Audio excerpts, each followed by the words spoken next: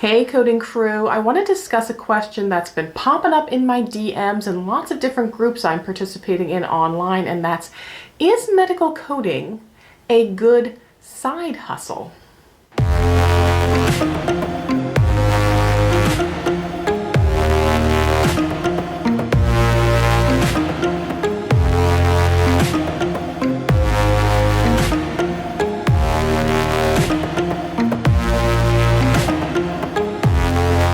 Hey everyone, I'm Victoria. I'm a medical coder, auditor, educator, speaker, podcaster, and YouTuber for medical coding. And on my channel, I provide tips, tricks, and tutorials to help you succeed in a medical coding career. Today, I'm going to be discussing a question that is circulating around the internet, and that's, is medical coding a good side hustle? Spoiler alert, the answer is no.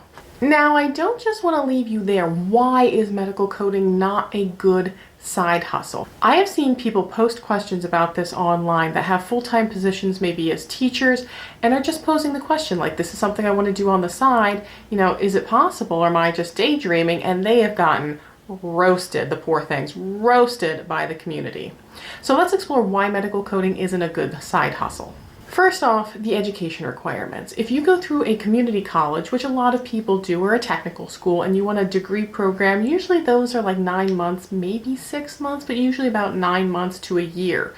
For an associate's degree, it's a 2-year program. So if you're just looking to pick up some skill really quick, this isn't something that you can learn quickly. Most people take 9 to 12 months in order to learn medical coding, more if you're not even familiar with the medical field and you have to learn medical terminology or pharmacology or anatomy and physiology. Right here is even an example from one of the common community colleges near my chapter that a lot of my chapter members have gone through when they were getting started in medical billing and medical coding. You can see it's 2 semesters long. You go through accounting, you go through anatomy and physiology, health information science, medical terminology, CPT, ICD-10. So this isn't something that's going to be quick to learn. Even to go through like a DeVry University program here online, look at the courses that you need to take. Fundamentals of human anatomy, pathopharmacology, medical terminology. Again, you have to know medical terminology. If you don't understand medical terminology, you're not going to be a good coder.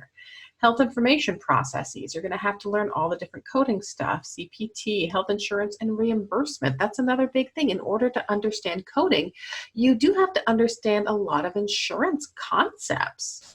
Now, there are extreme boot camps out there that claim that they will teach you to be a medical coder in 2 days, and I do know some people that have had some pretty good success with them. Especially if you're already in the medical field, like if you're transitioning from a medical assistant or an LPN position and you want to get into medical coding, and you already have a little bit of knowledge about insurances and medical terminology and anatomy and stuff, it's a little bit easier to make that transition because you're familiar with healthcare stuff. But you have to be careful these days because I have seen so much stuff posted on various social media outlets that are really just trying to prey on people like single mothers or work from home mothers and say, oh yeah, just learn medical coding and you can have this job and make $40,000, $50,000 a year. And that's not realistic. Medical coding isn't like a skill that you already kind of know. Like you can start a side hustle cleaning people's houses because you already know how to clean your house. So that's something you already know. And it's not a quick skill that you can just pick up with like a course or 2.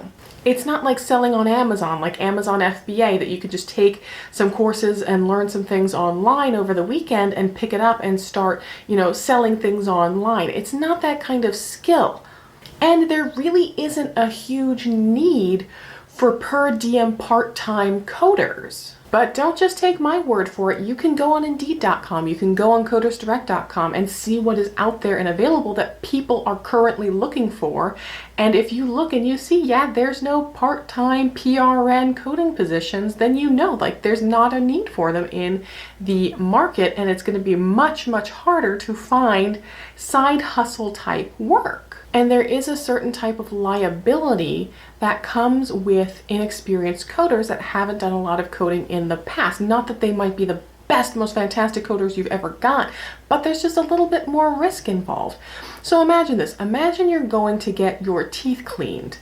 Would you rather have someone scraping up against your teeth that's taken a proper dental hygienist program, or would you rather have someone who went through a 2-day boot camp to learn how to scrape teeth as a side project and they just come into the dental office like kind of as needed occasionally to get some extra cash? That's how physicians are feeling. These are their practices, these are their babies. And, as much as they might have a need for that position, like they might want someone who's at least a little bit more experienced. Not to say the girl who took the weekend boot camp on teeth scraping doesn't know what she's doing, but it's a little bit more risky. I mean, even think about like when you get your hair cut, there's different like tiers of professionals, of masters. Like in order to get the master haircut, like if you want a big fancy hairdo, like you're like, oh, I want to be Pam Anderson from 1990s Baywatch or whatever, then you would need to pay a master haircut fee.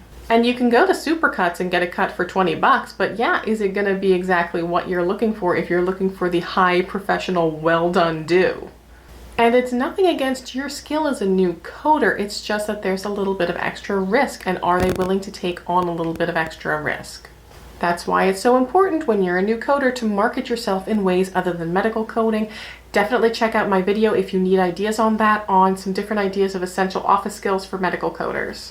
So is medical coding a good side hustle? No, it's not a good side hustle. It is possible if you're willing to wait a significant amount of time to finish training in medical coding in order to start that side hustle, and you're willing to wait until you can find the appropriate opportunity, maybe find that independent physician who has a solo practice and just wants someone to do some of his coding on the weekend, then yes.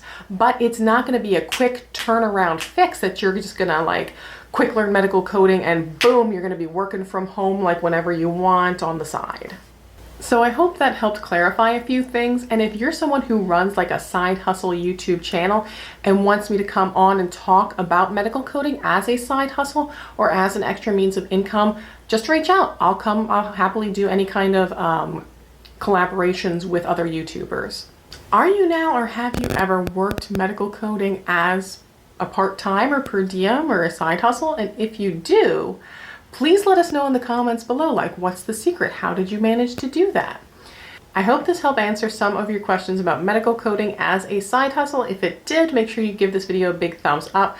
Don't forget, if you are interested in medical coding, I am here twice a week to give you all kinds of hot information. Make sure you hit that subscribe button and that notification bell because you want to get an alert every time I post one of these helpful episodes. I will see you in the next episode, and until then, keep on coding on.